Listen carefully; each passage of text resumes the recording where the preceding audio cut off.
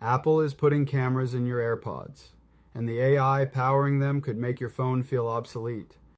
Welcome to AI News in a Minute, brought to you by Tavis, the future of interactive video. I'm Jerome W. DeWald. This is Thursday, May 14th, 2026. Apple's camera-equipped AirPods are in the second-to-last design phase before mass production.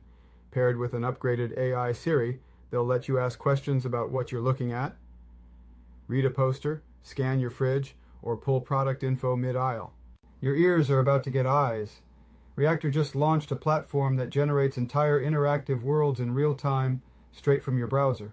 No downloads, no wait, just AI-rendered environments on demand. Their launch video hit 7.5 million views. They're betting real-time delivery is the bottleneck the whole industry needs solved. Prime Intellect's lab is now open to everyone. It's a full-stack platform to build, evaluate, and deploy custom frontier models and self-improving agents, trained on your own data. Think of it as a complete AI. Research lab, no PhD required. Community pushback has blocked or delayed 20 AI data center projects in just 3 months, freezing $98 billion in investment. That's more than every disruption tracked since 2023 combined. 27 states are moving legislation on energy costs, and some are floating a compute tax to fund social services.